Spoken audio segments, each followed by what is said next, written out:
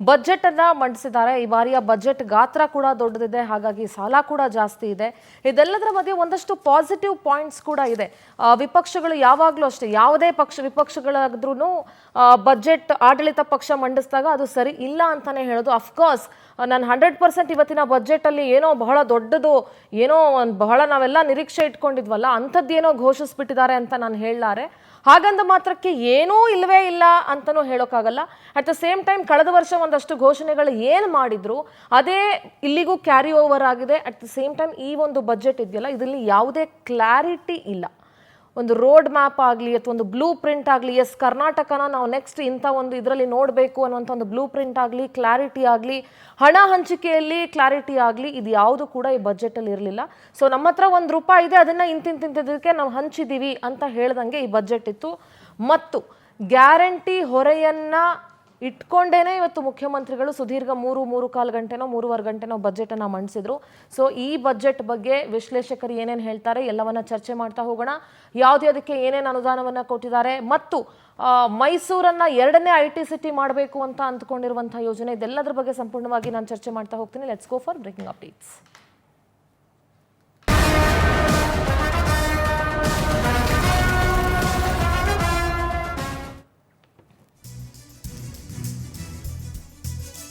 CM Siddaramaiah ದಾಖಲೆಯ 17ನೇ budget ಅನ್ನು ಮಂಡಿಸಿದ್ರು. 2026-27ನೇ ಸಾಲಿಗೆ 4,48,404 ಕೋಟಿ ಗಾತ್ರದ ಬಜೆಟ್ ಇದು.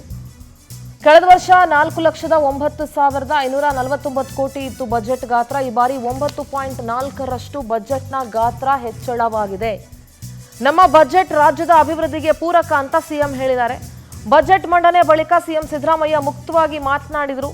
GST ಸಂಗ್ರಹದಲ್ಲಿ ದೇಶದಲ್ಲೇ ನಮ್ಮ ರಾಜ್ಯ 2ನೇ ಸ್ಥಾನದಲ್ಲಿದೆ. ದೇಶದ GDP ಬೆಳವಣಿಗೆ 7.4ರಷ್ಟು ಆದರೆ ನಮ್ಮ ರಾಜ್ಯದ್ದೇ 8.1ರಷ್ಟಿದೆ. ವಿತ್ತೀಯ ಕೊರತೆ 2.95%, ಸಾಲ GDPಯ 25%ರಷ್ಟು ಒಳಗಡೆ ಇರಬೇಕು.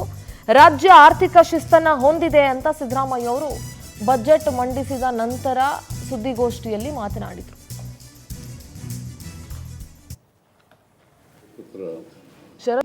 ಈ 2026-27ನೇ ವರ್ಷದ ಮುಂಗಡ ಪತ್ರವನ್ನು ಮಂಡಿಸಿದ್ದೇನೆ.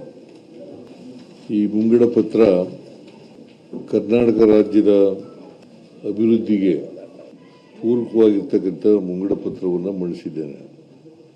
ನಾನು ಮಂಡಿಸಿರ್ತಕ್ಕಂಥ ಮುಂಗಡ ಪತ್ರ, ಈ ಮುಂಗಡ ಪತ್ರದ ಗಾತ್ರ, ಆಯವ್ಯಯದ ಗಾತ್ರ 4,48,004 ಕೋಟಿ. 2025-26ಕ್ಕೆ ಮಂಡಿಸಿದಂಥ ಬಜೆಟ್ಟು 4,09,549. ಇದು 2025-26ಕ್ಕಿಂತ ಮುಂದಿನ ವರ್ಷ ಮಂಡಿಸಿರ್ತಕ್ಕಂಥ ಬಜೆಟ್ಟು. 2026-27ನೇ ವರ್ಷದ ಮುಂಗಡ ಪತ್ರವನ್ನು ಮಂಡಿಸಿದ್ದೇನೆ. ಈ ಮುಂಗಡ ಪತ್ರ ಕರ್ನಾಟಕ ರಾಜ್ಯದ ಅಭಿವೃದ್ಧಿಗೆ ಪೂರಕವಾಗಿರ್ತಕ್ಕಂಥ ಮುಂಗಡ ಪತ್ರವನ್ನು ಮಂಡಿಸಿದ್ದೇನೆ. ನಾನು ಮಂಡಿಸಿರ್ತಕ್ಕಂಥ ಮುಂಗಡ ಪತ್ರ, ಈ ಮುಂಗಡ ಪತ್ರದ ಗಾತ್ರ, ಆಯವ್ಯಯದ ಗಾತ್ರ 4,48,004 ಕೋಟಿ. 2025-26ಕ್ಕೆ ಮಂಡಿಸಿದಂಥ ಬಜೆಟ್ಟು 4,09,549. ಇದು 2025-26ಕ್ಕಿಂತ ಮುಂದಿನ ವರ್ಷ ಮಂಡಿಸಿರ್ತಕ್ಕಂಥ ಬಜೆಟ್ಟು. 2026-27ನೇ ವರ್ಷದ ಮುಂಗಡ ಪತ್ರವನ್ನು ಮಂಡಿಸಿದ್ದೇನೆ. ಈ ಮುಂಗಡ ಪತ್ರ ಕರ್ನಾಟಕ ರಾಜ್ಯದ ಅಭಿವೃದ್ಧಿಗೆ ಪೂರಕವಾಗಿರ್ತಕ್ಕಂಥ ಮುಂಗಡ ಪತ್ರವನ್ನು ಮಂಡಿಸಿದ್ದೇನೆ.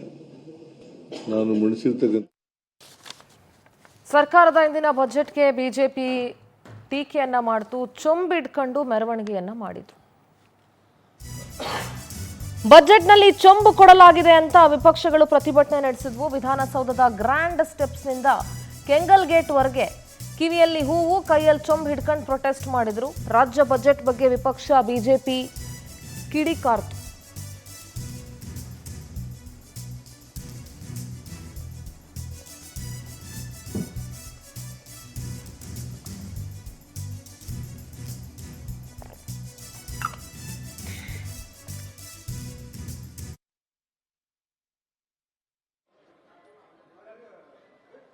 ನಾಲ್ಕು ಲಕ್ಷದ 39,254 ಕೋಟಿ ಸಾಲದ ಹೊರೆಯನ್ನ ರಾಜ್ಯದ ಪ್ರತಿಯೊಬ್ಬ ನಾಗರಿಕನ ತಲೆ ಮೇಲೆ ಏರಿದ್ದಾರೆ.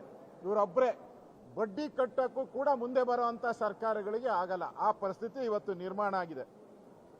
ವಿತ್ತೀಯ ಕೊರತೆ ಏನಿದೆ, ವಿತ್ತೀಯ ಕೊರತೆ 97,000 ವಿತ್ತೀಯ ಕೊರತೆಯನ್ನ ಇವತ್ತು ನಾವು ನೋಡ್ತಾ ಇದ್ದೀರಿ. ಇದೇ ಸಿದ್ದರಾಮಯ್ಯನವರು ಹಾಗೆ ಮುಂದುವರೆದ್ರೆ ಇನ್ನೆರಡು ವರ್ಷದಲ್ಲಿ ನಮ್ಮ ಸಾಲದ ಹೊರೆ 10,000 ಕೋಟಿ ಆಗೋಗ್ತದೆ. 10 ಲಕ್ಷ ಕೋಟಿ. ಈ ರೆಕಾರ್ಡ್ ಸಿದ್ದರಾಮಯ್ಯನವರು ರಾಜ್ಯದ ಎಲ್ಲ ಮುಖ್ಯಮಂತ್ರಿಗಳು ಎಷ್ಟು ಜನ ಇದ್ರೋ ಆ ಎಲ್ಲ ಮುಖ್ಯಮಂತ್ರಿಗಳು ಮಾಡಿರೋ ಸಾಲ ಎಷ್ಟಿದೆಯೋ ಅದಕ್ಕಿಂತ ಹೆಚ್ಚಿನ ಸಾಲವನ್ನ 10 ಪಟ್ಟು ಸಾಲವನ್ನ ಸಿದ್ದರಾಮಯ್ಯನವರು ಇವತ್ತು ಮಾಡಿದ್ದಾರೆ. ನೀರಾವರಿ ಯೋಜನೆಗೆ ಏನು ಕೊಟ್ಟಿದ್ದಾರೆ? ಕೃಷ್ಣೆಗೆ ಪ್ರತಿ ವರ್ಷ 10,000 ಕೋಟಿ ಅಂತ ಹೇಳಿದ್ರು. ಕೃಷ್ಣೆಯ ಕಣ್ಣೀರು ಅಂದ್ರು. ಇಡೀ ರಾಜ್ಯದ ಎಲ್ಲ ನೀರಾವರಿ, ಕೃಷ್ಣೆ ಇರ್ಬೋದು, ತುಂಗೆ ಇರ್ಬೋದು, ಕಾವೇರಿ ಇರ್ಬೋದು, ಭದ್ರಾ, ಎಲ್ಲದಕ್ಕೂ ಸೇರಿ ನೀರಾವರಿಗೆ ಅದು ಕೇಳ್ತಾ ಇದ್ರೆ ಯಾರೋ ಸಾಹಿತಿಗಳು ಬರೆದುಕೊಟ್ಟಂತೆ ಕಾಣ್ತಾ ಇದೆ. ಸಾಹಿತಿಗಳು ಯಾರೋ ಇವತ್ತು ಬಜೆಟ್ ಪುಸ್ತಕವನ್ನ ಬರೆದುಕೊಟ್ಟಂತೆ ಕಾಣ್ತಾ ಇದೆ. ಕೇಳೋದಕ್ಕೆ ತುಂಬಾ ಚೆನ್ನಾಗಿತ್ತು, ಓದಕ್ಕೂ ಕೂಡ ತುಂಬಾ ಚೆನ್ನಾಗಿತ್ತು ಮುಖ್ಯಮಂತ್ರಿಗಳಿಗೆ ಬಹುಶಃ. ಆದರೆ ರಾಜ್ಯದ ಜನತೆಗೆ ಇದು ಯಾವುದೇ ಪ್ರಯೋಜನ ಆಗಿಲ್ಲ ಅನ್ನೋದು ಸತ್ಯ. 17ನೇ ಬಜೆಟ್ ಈ ನಾಡಿನ ಜನತೆಗೆ ದೊಡ್ಡ ಚೊಂಬನ್ನ ಮುಖ್ಯಮಂತ್ರಿಗಳು ನೀಡಿದ್ದಾರೆ ಅನ್ನೋದು ಸ್ಪಷ್ಟ. ಕಳೆದ 3 ಬಜೆಟ್ ಅನ್ನು ತಾವು ನೋಡ್ತಾ ಇದ್ರೆ ಹಿಂದಿನ ಬಜೆಟ್ನಲ್ಲೇ 1,16,000 ಕೋಟಿ ರೂಪಾಯಿಗಳನ್ನ ಸಾಲ ಮಾಡಿದ್ರು. ಈ ಬಾರಿ 2025-26ನೇ ಸಾಲಿಗೆ 1,32,000 ಕೋಟಿ ರೂಪಾಯಿಗಳ ಸಾಲವನ್ನ ಮಾಡಿದ್ದಾರೆ. ಅದು ಕೇಳ್ತಾ ಇದ್ರೆ ಯಾರೋ ಸಾಹಿತಿಗಳು ಬರೆದುಕೊಟ್ಟಂತೆ ಕಾಣ್ತಾ ಇದೆ. ಸಾಹಿತಿಗಳು ಯಾರೋ ಇವತ್ತು ಬಜೆಟ್ ಮಾನ್ಯ ಸಿದ್ದರಾಮಯ್ಯನವರು ಮುಖ್ಯಮಂತ್ರಿಗಳು ತಮ್ಮ 17ನೆಯ ಬಜೆಟ್ ಅನ್ನ ಮಂಡಿಸಿದ ಹೆಮ್ಮೆಯ ಪ್ರದರ್ಶನವನ್ನ ಇವತ್ತು ಸದನದಲ್ಲಿ ಮಾಡಿದ್ದಾರೆ. ಈಗಾಗಲೇ 25-26ರ ಅಂದಾಜಿನ ಬಜೆಟ್ನಲ್ಲಿ 2,08,100 ಕೋಟಿ ಅಂದಾಜಿನಲ್ಲಿ ಪರಿಷ್ಕೃತ 1,93,100 ಕೋಟಿ ಪರಿಷ್ಕೃತ ಇತ್ತು. ತೆರಿಗೆ ಸಂಗ್ರಹಣೆಯಲ್ಲಿ ಕಡಿತ ಆಗಿದ್ದು 15,000 ಕೋಟಿ ಕಡಿತ ಆಯಿತು. ಅಂದ್ರೆ ಇದು 7% ತೆರಿಗೆ ಸಂಗ್ರಹದಲ್ಲಿ ಕಡಿತ ಆಗಿದೆ 25-26ರಲ್ಲಿ. 26-27ರಲ್ಲಿ ರಾಜ್ಯದ ತೆರಿಗೆ ಸಂಗ್ರಹಣೆ ಇಂದಿನ ಆರ್ಥಿಕ ವರ್ಷಕ್ಕಿಂತ 13.93% ಏರಿಕೆಯೊಂದಿಗೆ ಅಂದಾಜು ರು2,20,000 ಕೋಟಿ ಇದೆ. ಇದರ ಮೂಲ ಉದ್ದೇಶ ಏನು ಅಂತಂದ್ರೆ GSDP ಯ 3%ಕ್ಕಿಂತಲೂ ಕಡಿಮೆ ಮಾಡುವಂಥದ್ದು, ತೆರಿಗೆ ಸಂಗ್ರಹಣೆಯಲ್ಲಿ ಹೆಚ್ಚಳ ನಿರೀಕ್ಷೆ ಮಾಡಿ ರಾಜ್ಯದ ಆದಾಯವನ್ನು ಹೆಚ್ಚು ಬರುತ್ತದೆ ಎಂಬ ನಾಟಕವನ್ನ ಇಲ್ಲೇ ಆಡಲಾಗಿದೆ. ಮಾನ್ಯ ಸಿದ್ದರಾಮಯ್ಯನವರು ಮುಖ್ಯಮಂತ್ರಿಗಳು ತಮ್ಮ 17ನೆಯ ಬಜೆಟ್ ಅನ್ನ ಮಂಡಿಸಿದ ಹೆಮ್ಮೆಯ ಪ್ರದರ್ಶನವನ್ನ ಇವತ್ತು ಸದನದಲ್ಲಿ ಮಾಡಿದ್ದಾರೆ. ಈಗಾಗಲೇ 25-26ರ ಅಂದಾಜಿನ ಯಾವ್ಯಾವ ವಲಯಕ್ಕೆ ಏನೇನು ಹಂಚಿಕೆ ಮಾಡಿದ್ದಾರೆ, ಯಾವ್ಯಾವಕ್ಕೆ ಎಷ್ಟೆಷ್ಟು ಕೊಟ್ಟಿದ್ದಾರೆ, ಕಳೆದ ವರ್ಷ ಏನು ಕೊಟ್ಟಿದ್ರು, ಈ ವರ್ಷ ಏನು ಕೊಟ್ಟಿದ್ದಾರೆ, ಇದೆಲ್ಲದರ ಬಗ್ಗೆ ಸಂಪೂರ್ಣವಾಗಿ ಚರ್ಚೆ ಮಾಡೋಣ. ನಮ್ಮ ಜೊತೆ ಚರ್ಚೆಯಲ್ಲಿ ಹಿರಿಯ ಪತ್ರಕರ್ತರು, ಮಾರ್ಗದರ್ಶಿಗಳು, ಹಿತೈಷಿಗಳಾದಂತಹ ಸಮೀವುಲ್ಲಾ ಸರ್ ಇದ್ದಾರೆ. ಸಮೀವುಲ್ಲಾ ಸರ್, ನಮಸ್ತೆ, ಕಾರ್ಯಕ್ರಮಕ್ಕೆ ಸ್ವಾಗತ ಸರ್ ನಿಮಗೆ. ರತನ್ ಪೂಜಾರಿ ಅವರಿದ್ದಾರೆ, ಬಿಜೆಪಿ ವಕ್ತಾರರು. ರತನ್ ಜಿ ನಮಸ್ತೆ, ಕಾರ್ಯಕ್ರಮಕ್ಕೆ ಸ್ವಾಗತ ನಿಮಗೆ. ಎಸ್, ಚರ್ಚೆ ಮಾಡ್ತಾ ಹೋಗ್ತೀನಿ. ನನ್ನ ಮೊದಲ ಪ್ರಶ್ನೆ ಸಮೀವುಲ್ಲಾ ಸರ್ಗೆ. ನಾನು ಫಸ್ಟು ಸಮೀವುಲ್ಲಾ ಸರ್ ಒಂದು ರಿಯಾಕ್ಷನ್ ತೊಗೊಂಡ್ಬಿಡ್ತೀನಿ. ಸಮೀವುಲ್ಲಾ ಸರ್, ನಾವು ಯಾವಾಗಲೂ ಒಂದು ಏನಂತಂದರೆ ಬಜೆಟ್ ಅಂತ ಬಂದಾಗ ಒಂದು ಹಂತದ ನಿರೀಕ್ಷೆ ಇರುತ್ತೆ ಸರ್. ಲೈಕ್ ನಮಗೇನಾದರೂ ಸಿಗ್ಬಹುದಾ, ಯಾವುದ್ರಲ್ಲಾದರೂ ಕಡಿಮೆ ಮಾಡ್ಬೋದಾ, ಅಥವಾ ಪ್ರತಿ ಇಲಾಖೆಗಳು ನೋಡ್ತಾ ಇರ್ತವೆ. ಪ್ರತಿ ಇಲಾಖೆಗಳು ಮೊದಲೇ ಪ್ರೀ ಬಜೆಟ್ ಮೀಟಿಂಗ್ಗಳಾಗಿರುತ್ತೆ. ಆ ಇಲಾಖೆಗಳ ಕೋರಿಕೆ ಏನಿರುತ್ತೆ ಮತ್ತು ಆ ಜಿಲ್ಲೆಗಳ ಬೇಡಿಕೆಗಳು ಏನೇನಿರುತ್ತೆ, ಉಸ್ತುವಾರಿ ಸಚಿವರುಗಳ ಜೊತೆಗೆ, ಕನ್ಸರ್ನ್ ಡಿಪಾರ್ಟ್ಮೆಂಟ್ ಮಿನಿಸ್ಟರ್ಗಳ ಜೊತೆಗೆ, ಇಲಾಖೆಯ ಅಧಿಕಾರಿಗಳ ಜೊತೆಗೆ ಎಲ್ಲವೂ ಒಂದು ಪ್ರೀ ಬಜೆಟ್ ಮೀಟಿಂಗ್ ಅಂತ ಒಂದು ಆಗಿರುತ್ತೆ. ಅದರಂತೆ ಅದಕ್ಕೆ ಬೇಕಾದಂಗೆ ಬಜೆಟನ್ನು ಪ್ರಿಪೇರ್ ಮಾಡ್ಕೊಂಡು ಅಲೋಕೇಶನ್ಸ್ ಮಾಡಿರ್ತಾರೆ. ಅದೇ ರೀತಿ ಜನಸಾಮಾನ್ಯರಿಗೂ ಒಂದು ನಿರೀಕ್ಷೆ ಇರುತ್ತೆ, ನಮ್ಮ ರಾಜ್ಯಕ್ಕೆ ಏನಪ್ಪ ಸಿಗ್ಬೋದು. ಕೇಂದ್ರದ ಬಜೆಟ್ ಒಂದು ನಿರೀಕ್ಷೆ ಆದರೆ ರಾಜ್ಯದ ಬಜೆಟ್ ಮೇಲೆ ಸ್ವಲ್ಪ ಹೆಚ್ಚು ನಿರೀಕ್ಷೆ ಇರುತ್ತೆ. ಸೊ ಇವತ್ತಿನ ಬಜೆಟ್ ಅನ್ನು ನನಗೆ ವೈಯಕ್ತಿಕವಾಗಿ ಗಮನಿಸಿದಾಗ ಸರ್, ಒಂಥರ ಕತ್ತಿ ಮೇಲಿನ ಇದ್ರ ಮೇಲೆ ನಡೆದಂಗೆ ನಡಿಗೆ ಅಂತಾರಲ್ಲ, ಆ ರೀತಿಯಾದಂಥ ಪರಿಸ್ಥಿತಿ ಸಿದ್ದರಾಮಯ್ಯ ಅವ್ರದ್ದು. ಮೊದಲಿಗೆ ನಾನು ಪಾಸಿಟಿವ್ ಹೇಳಬೇಕಂದ್ರೆ 17ನೇ ಬಾರಿ ಬಜೆಟ್ ಅನ್ನು ಮಂಡಿಸುವಂಥ ಅವಕಾಶ ಈ ದೇಶ ಅವ್ರಿಗೆ ಸಿಕ್ಕಿರೋದಕ್ಕೆ ಅವ್ರಿಗೊಂದು ಕಂಗ್ರ್ಯಾಚುಲೇಷನ್ಸ್ ಹೇಳಬೇಕು. ಮತ್ತು ಅದನ್ನು ಅವರು ಅವರ ಪರಿಸ್ಥಿತಿಗೆ ಅನುಗುಣವಾಗಿ ನಿಭಾಯಿಸಿದ್ದಾರೆ ಅಂತಲೂ ಹೇಳಬಹುದೇನೋ ನನಗೆ ಈ ಸಂದರ್ಭಕ್ಕೆ.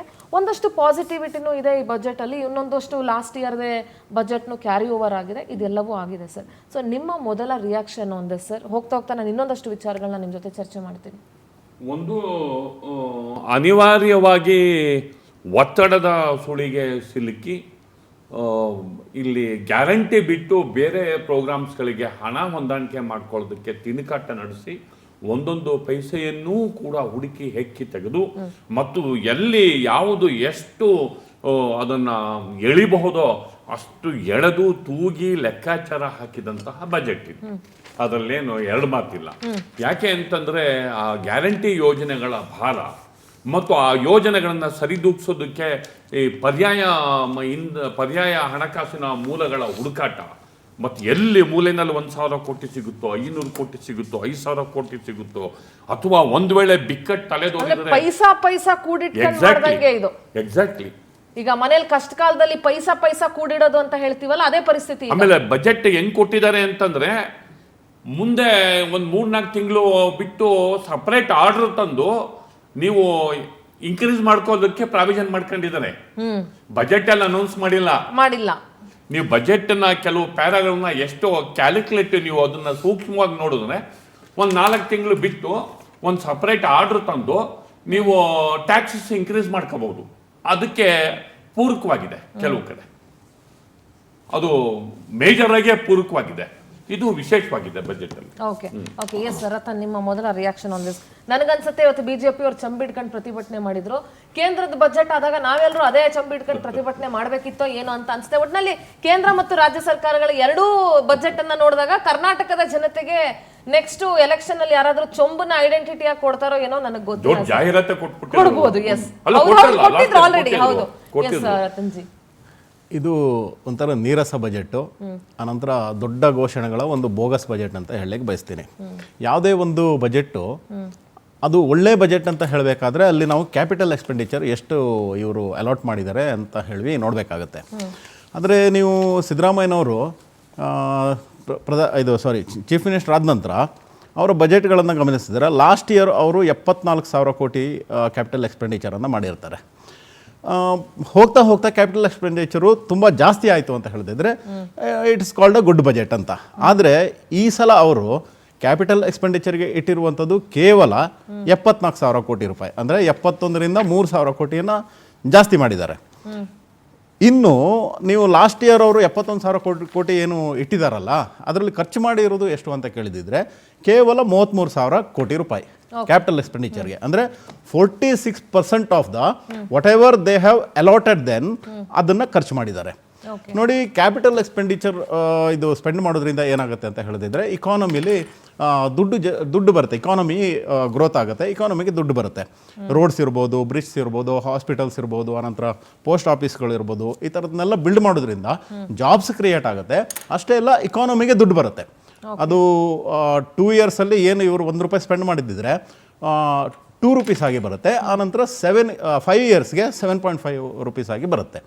ಆದರೆ ನಾವು ಇದು ವೆಲ್ಫೇರ್ ಸ್ಕೀಮಿಗೆ ಅದನ್ನು ಕೊಡಬೇಕು, ಆನಂತರ ಅದಕ್ಕೂ ಇಂಪಾರ್ಟೆನ್ಸ್ ಕೊಡಬೇಕು. ಆದರೆ ಅದರಲ್ಲಿ ಸ್ಪೆಂಡ್ ಮಾಡುವಂಥ ₹1 98 ಪೈಸೆ ಆಗಿ ನಮಗೆ ಎರಡು ಪೈಸಾ ಕಮ್ಮಿಯಾಗಿ ಇಕಾನಮಿ ಬರುತ್ತೆ. ಅದರಿಂದಾಗಿ ಒಂದು ಉತ್ತಮ ಬಜೆಟ್ ಅಂತ ಹೇಳಿದ್ರೆ ಅದು ನೀವು ಎಷ್ಟು ಕ್ಯಾಪಿಟಲ್ ಎಕ್ಸ್ಪೆಂಡಿಚರ್ ಮಾಡ್ತೀರಾ ಅದರ ಮೇಲೆ ಡಿಪೆಂಡ್ ಆಗುತ್ತೆ. ಆದರೆ ಇವರು 3 ವರ್ಷದಿಂದ ಕೂಡ ಕ್ಯಾಪಿಟಲ್ ಎಕ್ಸ್ಪೆಂಡಿಚರ್ಗೆ ಒಂದು ಚೂರು ಮನಸ್ಸು ತೋರ್ತಾ ಇಲ್ಲ. ಅದರಿಂದಾಗಿ ಅಷ್ಟೇ ಅಲ್ಲ, ಇನ್ನೊಂದು ವಿಷಯವನ್ನು ಇವತ್ತು ನೀವು ನೋಡಿದಿದ್ರೆ ಇಲ್ಲಿ ಘೋಷಣೆಗಳು ಬಹಳಷ್ಟು ಮಾಡಿದ್ದಾರೆ. 574 ಪ್ಯಾರಾಗಳೇನಿದೆ, ಸುಮಾರು 3.5 ಗಂಟೆ ಓದಿದ್ದಾರೆ ಅವರು. ಆದರೆ ನೀವು ಅನುದಾನಗಳನ್ನು ಕೊಟ್ಟಿರೋದು ನೋಡಿದರೆ ಚಿಕ್ಕ ಚಿಕ್ಕ ಪ್ರಾಜೆಕ್ಟ್ಗಳಿಗೆ ಅನುದಾನಗಳನ್ನು ಘೋಷಣೆ ಮಾಡಿದ್ದಾರೆ. ಫಾರ್ ಎಕ್ಸಾಂಪಲ್, ಯಾವುದೋ ಒಂದು ಚಿಕ್ಕ ಪ್ರಾಜೆಕ್ಟು 10 ಕೋಟಿ ಇರುವುದು, 50 ಕೋಟಿ ಇರುವುದು, ಇದಕ್ಕೆಲ್ಲ ಅನುದಾನಗಳನ್ನು ಘೋಷಣೆ ಮಾಡಿದ್ದಾರೆ. ಆದರೆ ದೊಡ್ಡ ದೊಡ್ಡ ಇದು ಪ್ರಾಜೆಕ್ಟ್ಗಳನ್ನು ಘೋಷಣೆ ಮಾಡಿದ್ದಾರೆ. ಫಾರ್ ಎಕ್ಸಾಂಪಲ್, ಮೇಕೆದಾಟು ಇರ್ಬೋದು, ಘೋಷಣೆ ಮಾಡಿದ್ದಾರೆ ನಾವು ಮಾಡ್ತೀವಿ ಅಂತ ಹೇಳಿ. ಆದರೆ ಅನುದಾನ ಎಷ್ಟು ಕೊಟ್ಟಿದ್ದೀವಿ ಅನ್ನೋದನ್ನು ₹1 ಅದರಲ್ಲಿ ಮೆನ್ಷನ್ ಮಾಡಿಲ್ಲ. ಇದು ಹಲವಾರು ಒಂದು ಇದರಲ್ಲಿ ಏನು ಪ್ರಾಜೆಕ್ಟ್ಗಳು ನೀವು ಅದನ್ನು ನೋಡ್ತಾ ಹೋದಿದ್ರೆ ಯಾವ ದೊಡ್ಡ ಪ್ರಾಜೆಕ್ಟ್ಗಳಿಗೂ ಕೂಡ ಅವರು ಅನುದಾನವನ್ನು ಘೋಷಣೆ ಮಾಡಿಲ್ಲ. ಆದ್ದರಿಂದಾಗಿ ನಾನು ಮೊದಲೇ ಹೇಳಿದ್ದು ಏನಂತ ಹೇಳಿದ್ರು, ಇದೊಂದು ಚೊಂಬು ಕೊಟ್ಟಂಥ ಬಜೆಟ್ ಅಥವಾ ಬೋಗಸ್ ಬಜೆಟ್ ಅಂತ ಯಾಕೆ ಹೇಳಿದೆ ಅಂತ ಹೇಳಿದ್ರೆ, ಅನುದಾನವನ್ನು ದೊಡ್ಡ ದೊಡ್ಡ ಪ್ರಾಜೆಕ್ಟಿಗೆ ಎಲ್ಲೂ ಕೂಡ ಘೋಷಣೆ ಮಾಡಿಲ್ಲ. ಆನಂತರ ಯುವ ನಿಧಿಗೂ ಕೂಡ ಅನುದಾನ ಎಷ್ಟು ಅನ್ನುವಂಥದ್ದನ್ನು ಮೆನ್ಷನ್ ಮಾಡಿಲ್ಲ. ಲಾಸ್ಟ್ ಇಯರ್ ಒಂದು ನಿಮಿಷ, ಲಾಸ್ಟ್ ಇಯರು ಅವರು ಎಷ್ಟು ಖರ್ಚು ಮಾಡಿದ್ದೀವಿ ಅಂತ ಹೇಳಿದ್ದಾರೆ ಬಿಟ್ರೆ ಈ ಸಲ ಎಷ್ಟು ಖರ್ಚು ಮಾಡ್ತೀವಿ ಅನ್ನೋಂಥದ್ದನ್ನ ಹೇಳಿಲ್ಲ. ಉಳಿದ ಅದನ್ನ ಗ್ಯಾರಂಟಿಗಳಿಂದ ಕೈ ಬಿಟ್ಟಿದ್ದಾರೆ ಅಂತಾನೆ ಕನ್ಸಿಡರ್ ಮಾಡಬೇಕಾಗುತ್ತೆ. ಗೊತ್ತಿಲ್ಲ, ಅದನ್ನು ಹೇಳಬೇಕಲ್ವಾ ಅವರು. ಅದನ್ನ ಮೆನ್ಷನ್ ಮಾಡಿದ್ದಾರೆ ಲಾಸ್ಟ್ ಇಯರ್ ಎಷ್ಟು ಖರ್ಚು ಮಾಡಿದೀವಿ ಅಂತ.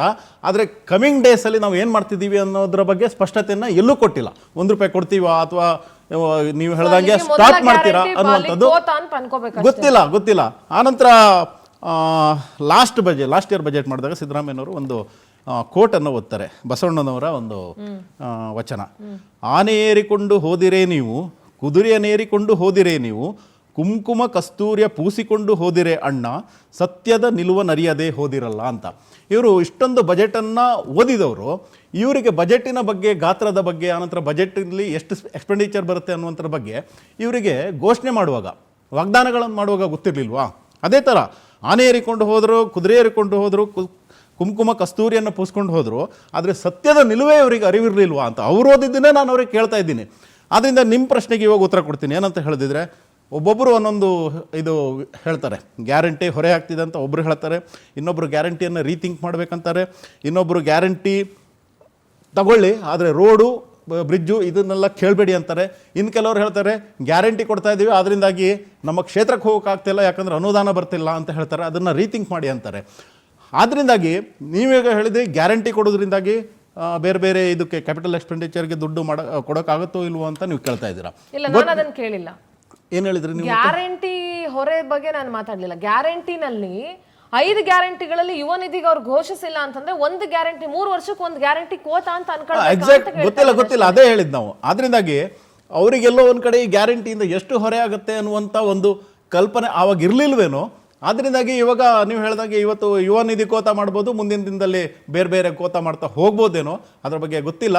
ಆದರೆ ಎಲ್ಲೋ ಒಂದು ಕಡೆ ಗ್ಯಾರಂಟಿನ ಅಷ್ಟೇ ಎಷ್ಟು ಇದ್ದಾರೆ, 4 ಗ್ಯಾರಂಟಿಯ ಅಮೌಂಟನ್ನು ಅಷ್ಟೇ ಉಳಿಸಿದ್ದಾರೆ. ಆದರೆ ಬಜೆಟ್ನ ಗಾತ್ರ ಜಾಸ್ತಿ ಆಗಿದೆ. ಶಿಕ್ಷಣಕ್ಕೆ ನೀವು ಆವಾಗಲೇ ಮಾತಾಡ್ದಂಗೆ ಶಿಕ್ಷಣಕ್ಕೆ 1% ಕಮ್ಮಿ ಆಗಿದೆ. ಆನಂತರ ಮಹಿಳಾ ಇಲ್ಲ ನೋಡಿ ಬಜೆಟ್ ಗಾತ್ರ ಇನ್ಕ್ರೀಸ್ ಆಗಿದೆ, ಆದ್ರೆ ಅಮೌಂಟ್ ಸೇಮ್ ಇಟ್ಟಿದ್ದಾರೆ. ಲಾಸ್ಟ್ ಎಷ್ಟು ಇಟ್ಟಿದ್ದಾರೆ ಅಷ್ಟೇ ಇಟ್ಟಿದ್ದಾರೆ. ಅಷ್ಟೇ ಅಲ್ಲ, ಮಹಿಳಾ ಮತ್ತು ಇಲ್ಲ ಲಾಸ್ಟ್ ಗಿಂತ ಈ ವರ್ಷ ಜಾಸ್ತಿ ಮಾಡಿದ್ದಾರೆ ನೋಡಿ. ಪರ್ಸೆಂಟೇಜ್ ಅಷ್ಟೇ ಇರ್ಬೋದು. 45,286 ಕೋಟಿ ಇತ್ತು, ಈ ಸಲ 47,224 ಕೋಟಿ ಇಟ್ಟಿದ್ದಾರೆ. 2,000 ಕೋಟಿ ಜಾಸ್ತಿ ಇಟ್ಟಿದ್ದಾರೆ. ಆದ್ರೆ ಮಹಿಳಾ ಮಕ್ಕಳ ಇಲಾಖೆಯಲ್ಲಿ 34,000 ಕೋಟಿ ಇದ್ದಿದ್ದು ಆಲ್ಮೋಸ್ಟ್ ಅದೇ ಅಭಿವೃದ್ಧಿ ಮತ್ತು ಆಹಾರ ಇಲಾಖೆಗಳು ಬಜೆಟ್ ಅಲ್ಲಿ ಕಡಿಮೆ. ಎರಡರಲ್ಲಿ ಅಂದ್ರೆ ಉಳಿದದ್ದೆಲ್ಲವನ್ನು ಆಲ್ಮೋಸ್ಟ್ ಸೇಮ್ ಇಟ್ಟಿದ್ದಾರೆ. ಆದ್ರೆ ಬಜೆಟ್ ಗಾತ್ರ ಜಾಸ್ತಿ ಆದ್ರೂ ಕೂಡ ಅದನ್ನು ಜಾಸ್ತಿ ಮಾಡಬೇಕಾಗಿತ್ತು, ಕ್ಯಾಪಿಟಲ್ ಎಕ್ಸ್ಪೆಂಡಿಚರ್ ಜಾಸ್ತಿ ಮಾಡಬೇಕಾಗಿತ್ತು. ಅದನ್ನ ಯಾವುದನ್ನು ಮಾಡದೆ ಬಹಳ ಕ್ಯಾಲ್ಕುಲೇಟಿವ್ ಆಗಿ ಮ್ಯಾನೇಜ್ ಮಾಡಿ ರಾಜ್ಯದ ಜನರಿಗೆ ಒಂದಿಷ್ಟು ಏನಂತ ಮಂಕು ಬೂದಿಯನ್ನ ಎರಚುವಂತ ಬೋಗಸ್ ಬಜೆಟ್ ಅಂತ ಹೇಳಿ ಬಯಸ್ತೀನಿ. You have to be calculative. Calculative ಆಗಿ ಇರಬೇಕಾಗುತ್ತೆ, ಬ್ಯಾಲೆನ್ಸ್ ಮಾಡಲೇಬೇಕಾಗುತ್ತೆ. ಯಾಕೆಂದ್ರೆ ಈಗ ಒಂದು ಮನೆಯಲ್ಲಿ ನಮ್ಗೊಂದು 10,000 ರೂಪಾಯಿ ತಿಂಗಳಿಗೆ ಆದಾಯ ಬರುತ್ತೆ ಅಂತಂದ್ರೆ ಆ 10,000ನ ನಾವು ಏನೇನಕ್ಕೆಲ್ಲ ಮಾಡಬೇಕು ಅನ್ನೋದನ್ನ I think government employees best budget planners ಅಂತ ನಾನು ಅಂದ್ಕೊಳ್ತೀನಿ ಸರ್. ಆ ಕಾಲದಿಂದ ಈ ಕಾಲದವರೆಗೂ ಅಲ್ಲ. ಫಾರ್ ಎಕ್ಸಾಂಪಲ್ ನಾನು ಹೇಳ್ತಾ ಇದು ಇರೋದು ಗ್ಯಾರಂಟಿಯನ್ನ ಅಲ್ಲ, ಘೋಷಣೆ whatever. ಮಾಡುವ ಮೊದಲು See, ಆಗಿತ್ತಲ್ವಾ? ಅದಕ್ಕೋಸ್ಕರ ನಾನು ಬಸವಣ್ಣನವರ ವಚನವನ್ನ ಓದಿದ್ದು. ನನಗನ್ಸುತ್ತೆ ಗ್ಯಾರಂಟಿಗಳು ಮುಂದಿನ ದಿನಗಳಲ್ಲಿ ಬಿಜೆಪಿ ಇರೋ ರಾಜ್ಯಗಳಲ್ಲೂ ಭಾರ ಆಗಬಹುದೇನೋ ಅಂತ ನನಗೂ ಅನ್ಸುತ್ತೆ. ಯಾಕಂದ್ರೆ ಬಿಜೆಪಿ ಕೂಡ ಗ್ಯಾರಂಟಿಗಳನ್ನ ವಿರೋಧಿಸಿದಂತ ಬಿಜೆಪಿ ತದನಂತರ ಗ್ಯಾರಂಟಿ ಇಲ್ಲದೆ ನಾವು ಚುನಾವಣೆಗೆ ಹೋಗಕ್ಕೆ ಆಗಲ್ಲ ಅನ್ನೋ ಪರಿಸ್ಥಿತಿನೂ ಬಂದಾಯ್ತು. ಸೊ ಹಾಗಾಗಿ ನನ್ಗನ್ಸುತ್ತೆ ಯಾವುದೇ ಪಕ್ಷಗಳು ಗ್ಯಾರಂಟಿ ಬಗ್ಗೆ ಆರೋಪ ಮಾಡೋಷ್ಟು ನೈತಿಕತೆ ವಾಟ್ ಎವರ್ ಮುಂದಿನ ದಿನಗಳಲ್ಲಿ ಅದು ಆಗ್ಬೋದು. Let us wait and watch ಏನಾಗುತ್ತೆ ಅಂತ ನೋಡೋಣ. ಕಾಂಗ್ರೆಸ್ ಮುಖಂಡೆ ವೀಣಾ ಕಾಶಪ್ಪನವರು ನಮ್ಮ ಜೊತೆಗೆ ಜಾಯ್ನ್ ಆಗಿದ್ದಾರೆ. ವೀಣಾಜಿ ನಮಸ್ತೆ, ಕಾರ್ಯಕ್ರಮಕ್ಕೆ ಸ್ವಾಗತ. ನಮಸ್ತೆ. ನಮಸ್ತೆ. ನಮಸ್ಕಾರ. ನಾನು ಚರ್ಚೆ ಮುಂದುವರಿಸಿ